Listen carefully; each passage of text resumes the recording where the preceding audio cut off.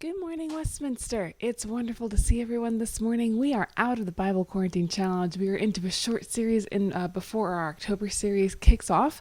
Before we jump into the sermon, I've got a few quick words of announcement. First of all, many of you got the letter and the email that was sent out this last Friday. We are coming back together. Yay! It's not going to be exactly the same yet. We are coming back with a front lawn service beginning of October at 9:05 a.m. So here are the details. We're going to be joining on the front lawn. You can bring your picnic blanket. You can bring your lawn chair. We're going to switch back and forth, encounter music one week, traditional music the next, and it's going to need to be a regular worship service. And so we're going to be distanced. We're going to be sitting in family groups apart from each other, but we're going to be worshiping together. And so if you feel comfortable, we would love to have you join us for that service on the front lawn starting the first Sunday in October. We are also kicking off, for people who need a little bit more of a restricted setting, a Thursday morning service in the sanctuary. This one will heavily feature our wonderful organist, and so we'll have preaching and prayer and scripture in organ. And again, we'll be sitting out apart from each other, and it will be a very restricted area, and so there'll be masks and distancing and sanitizing and all of that stuff. But we'll get to worship together in the sanctuary. And so if you can come to one of those two worship experiences, we would love to have you. We'd love to see you again. We'd love to be together again. Those are both kicking off in October. And of course, if you need to stay home, if you need to take extra precautions, if you need to minimize your risk, we are still going to be online.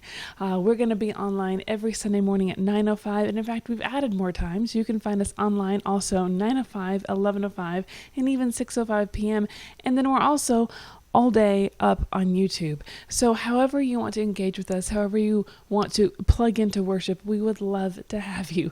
October is a big month. We're gonna kick off this new worship experience, and then we're just gonna see how it goes. Because 2020, we've learned not to make too solid of a plan because they tend to get thrown out a month later. I also want to say before that happens, the September 22nd.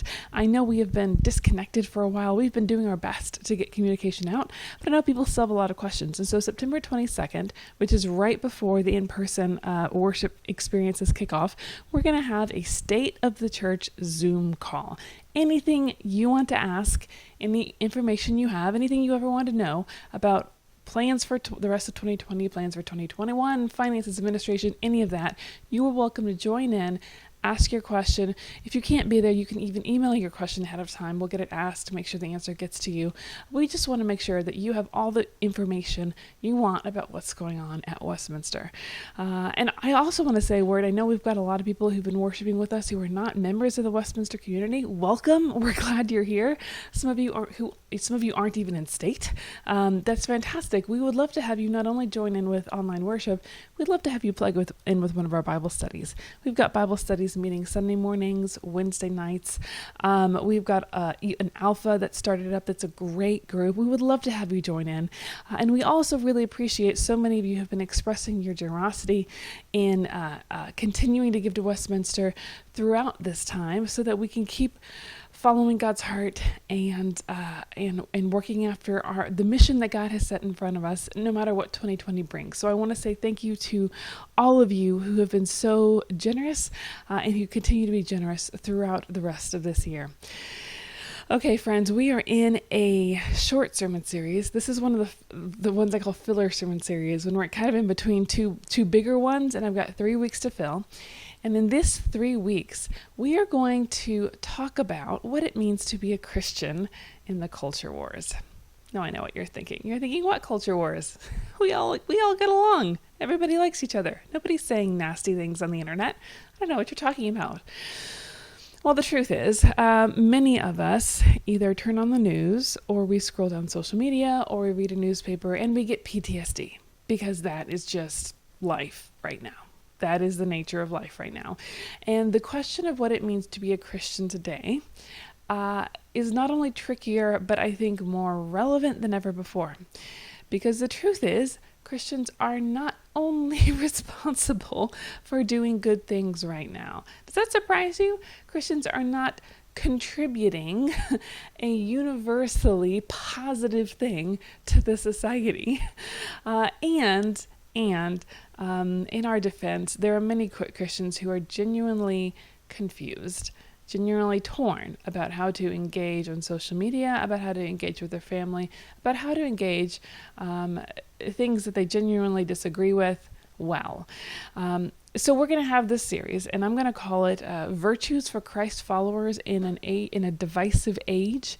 I'm going to offer us 3 virtues that I think shape the heart of who Christians are called to be and guide us as we navigate through these turbulent times. And I'm going to offer them to us as a way not only of interacting with each other, but as a way of interacting on your social media, as a way of interacting around your dinner table, as a way of interacting with your brother-in-law or your cousin or your coworker or whoever it is that you really can't stand because they're wrong. This series is not going to be about who is right and who is wrong. The series is going to be far less about how to state your opinion well, partly because none of you and none of us seem to have problems stating our opinion well. I scroll down social media and I'm like, no, everyone's very good at stating their opinion. This is going to be more about what role Christians should play in this world in which we are all always at each other's throats. What does it mean to be a Christ follower today? What virtues should shape us and should shape our interactions with each other? And so I've got 3 weeks, 3 virtues. None of these are going to be particularly popular with you, but they're going to be good and they're going to be necessary. And even if you think you don't need it, go ahead and listen to it anyway, because these sermons, these kinds of teachings in the Bible, tend to be most useful to us when we don't think that we're the ones who need them. Okay, the first virtue we're talking about today is this: humility. Yes, I know. Don't turn off the TV yet. I told you this was not going to be the most fun sermon series, but it's going to be one of the most useful sermon series. Because humility has been called the mother of all virtues. So in the Christian worldview, pride tends to take the center place of vices. It is our pride that keeps God distant from us. It is our pride that keeps us from the grace of God. It is our pride that keeps us from the salvation of God. And this opposite of this, humility, is then what opens us to the grace of God and what begins our path down this road of discipleship. And that might surprise you because humility does not seem to be one of the characteristics that describes many Christians today, describes most of the church today. And I think that's because fundamentally, many of us have misunderstood it. We look at humility and we think, oh, that's pretending to be worse than you actually are. No, that's not what it is. Humility comes to us not from a false sense of apologizing for ourselves. Humility comes to us because of the narrative we are told about who God is. And you know this because we just came off the Quarantine Bible Challenge. Humility became a Christian virtue because Christians, alone in the ancient world, developed this radical belief that when God became incarnate, he became a carpenter. That carpenter taught, blessed are the meek, blessed are the poor. That carpenter taught people how to not be afraid of their own weakness, of their own limitation. And then that carpenter, his act of exaltation, his act of glory, his act of saving the world was in fact to allow himself to be crucified and then to allow God to raise him from death on the other side. In fact, one of the places that this is most beautifully spelled out in the New Testament is in the book of Philippians. Philippians includes not only this teaching from Paul, but also what appears to be a quote of one of the earliest Christian hymns about Jesus. Paul says this: "Do nothing out of selfish ambition or vain conceit, rather in humility, value others above yourself, not looking to your own interests, but each of you looking to the interests of others in your relationship with one another. Have the same mindset as Jesus Christ." And this is where this hymn starts. "Who being in very nature God did not consider equality with God something to be used to his own advantage. Rather, he made himself nothing." He took the very nature of a servant, being made in human likeness, and being found in appearance as a man, he humbled himself by becoming obedient to death, even death on a cross. The reason humility is a Christian virtue is because that, friends, is our God. That's our story. That is not only who we emulate, that is who forms us, who shapes us. That is the path in which we are to walk. A path of one who, though being in very nature God, did not consider equality with God something to be grasped at. Jesus was the one who was always right. Jesus was the one who always had the excuse to win, to lord it over, to prove his rightness. And yet what does Jesus do? He approaches the world with a towel tied around his waist and a basin in his hand, ready to wash the feet of his disciples. And then he offers himself up on the cross while praying for these soldiers who are crucifying him. And in doing so, he set for us an example of humility that stands at the center point of our Christian ethics, opening the gateway to all other virtues. Because when you and I, as Christians, try to figure out what it means to be Christian in this world, our first step is a step in that direction, which fundamentally, so if you think about a definition of humility, I think it's far less about wallowing in our own weaknesses. It's less about wallowing in the things that we do wrong. It's less about playing up how bad we are at things. Because if you think about the example, Jesus was perfect and Jesus was still humble. So if humility is wallowing in what we've done wrong, then we couldn't have seen an example in Jesus to do it. What we see instead in Jesus is this willingness to submit himself to God to where he almost doesn't even care about himself and his own glory because he puts God at the center of everything. And that, my friends, is fundamentally what humility is. It is stepping out of the center of your own universe so that the center of your universe can become God.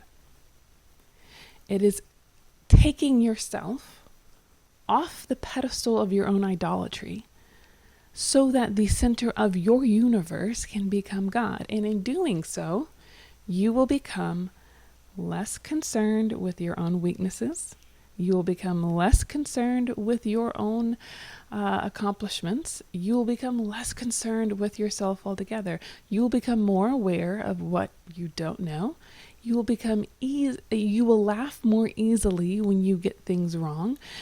You will pay more attention to things that are good and that are right, that are outside of you, have nothing to do with you.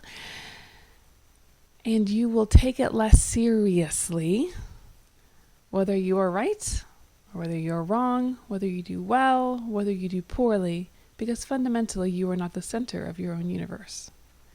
Here's a test of humility.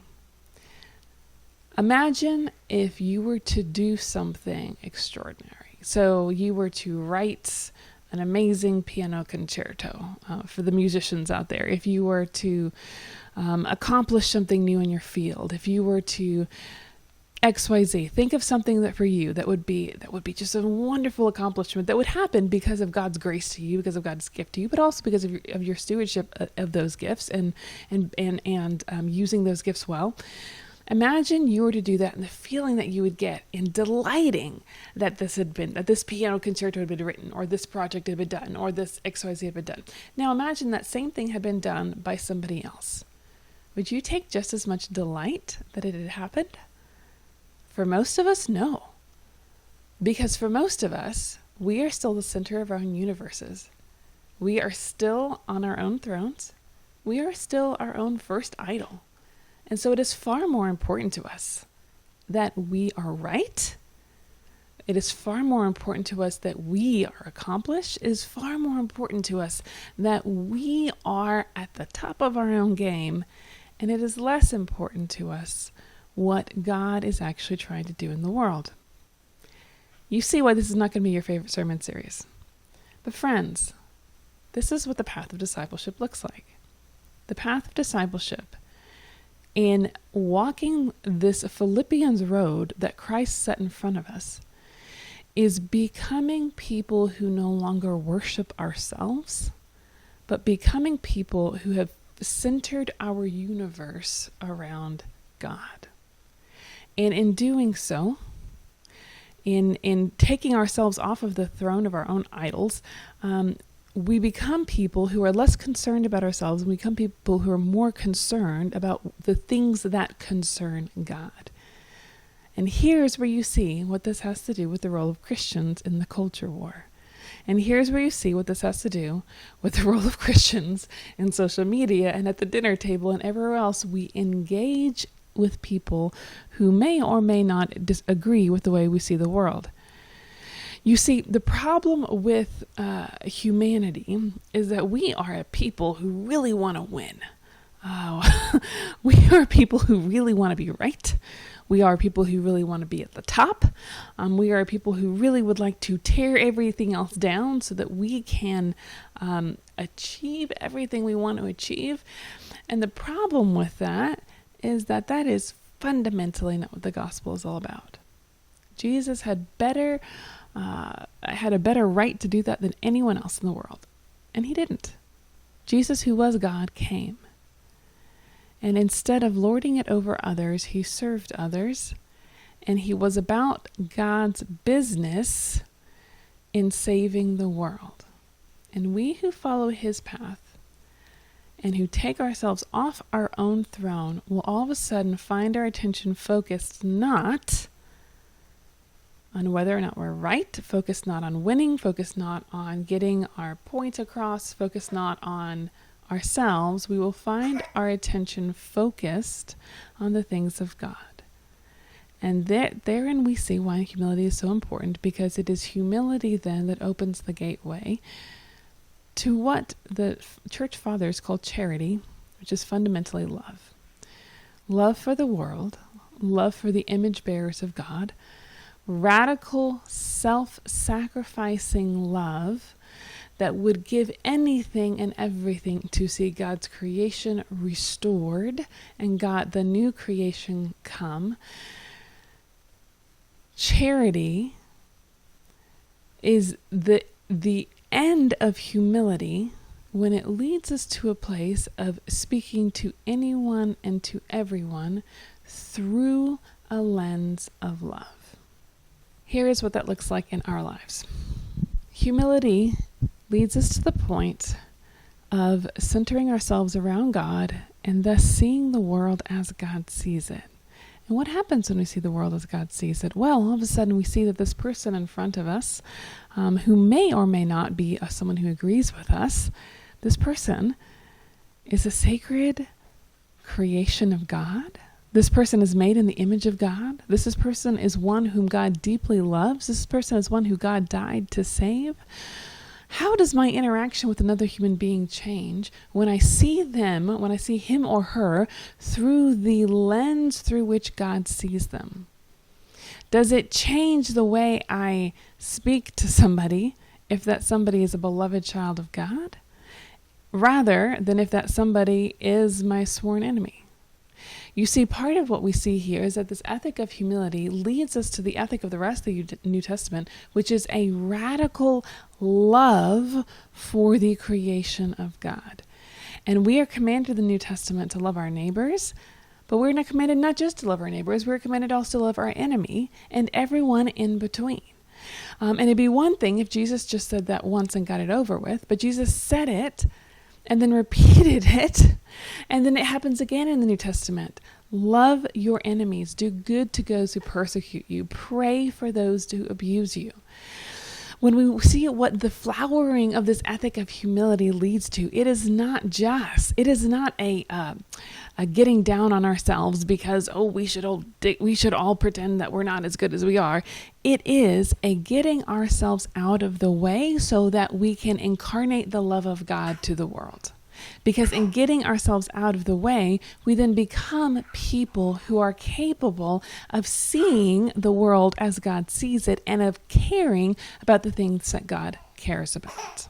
In the 1970s, there was a Buddhist monk who was traveling the United States giving talks on peace and peacemaking and nonviolence, and of course this was during the Vietnam conflict. And there was one particular place in which he was speaking that during the question and answer time, a man stood up and just lit into him, was attacking him for leaving Vietnam, was attacking him for his policies, was attacking him for lots of, just at a very personal level. And this Buddhist monk, the person writing the book, so the Buddhist monk just stood there and breathed for a few minutes. And said to the point that it became awkward because there was just a silence in the room and he was just looking, maintaining eye contact, breathing for about 2 or 3 minutes. And finally, after this deep, long silence, the Buddhist monk responded in a way that was measured, in a way that was calm, in a way that was answered the question, but didn't fight back with this man. And afterward, people asked the Buddhist monk, what just happened? What was going on? And he said, I had to come to a place. I had to to not answer immediately because I had to regain a sense of loving kindness toward him before I could verbalize an answer. Folks, that's a Buddhist. Where are the Christians doing that? That is our ethic. That is the centerpiece of our ethic. We are the people. We are the people who walk in the steps of Jesus the carpenter. We are the people who walk in the steps of Jesus the carpenter so that we can gain God's vision for the world, so that we can gain God's heart for the world. We are the people who are supposed to then incarnate that heart in all of our interactions so that when we go out, whether it is on our social media or at the dinner table or with our coworkers, we embody the love of God for everyone, even, sometimes especially, those with whom we disagree. And I have to say a word, guys, I scroll down social media and I think, Christians, what are you doing? What are you doing? It doesn't matter if you're right.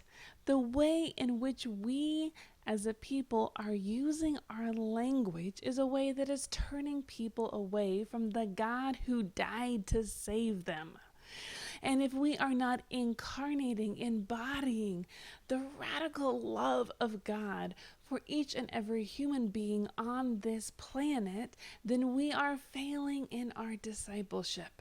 And we are letting our discipleship be surface level instead of this deep, lifelong pattern making, following after the one who poured himself out for the world.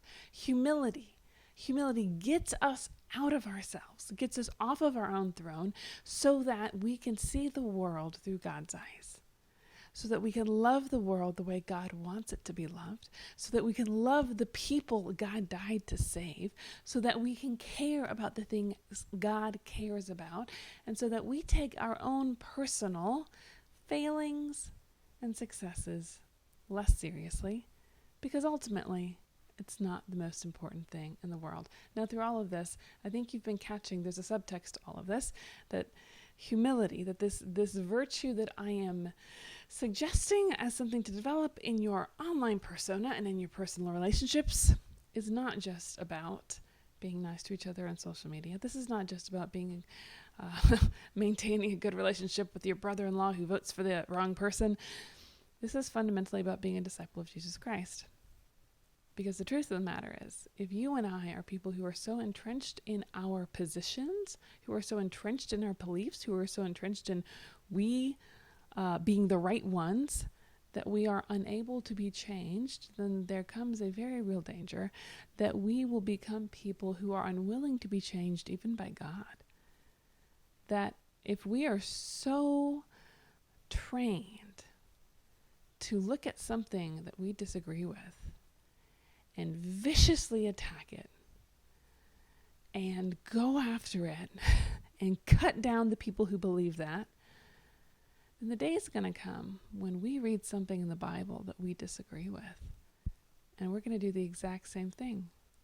Rather than stepping back and thinking, maybe I'm wrong, and allowing that to speak to me and allowing myself to wrestle with what does this mean, we are going to go after God the way we tend to go after people if we've learned that habit.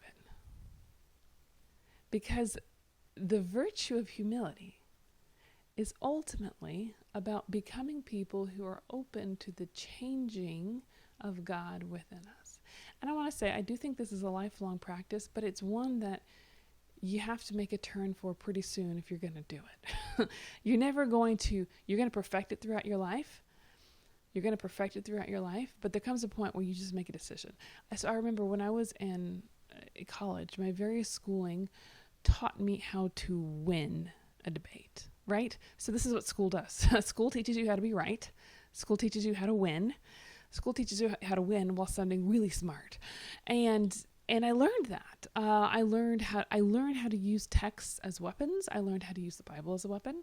I learned how to prove my point. I learned how to sit in a debate and win it on this side and then win it on the other side.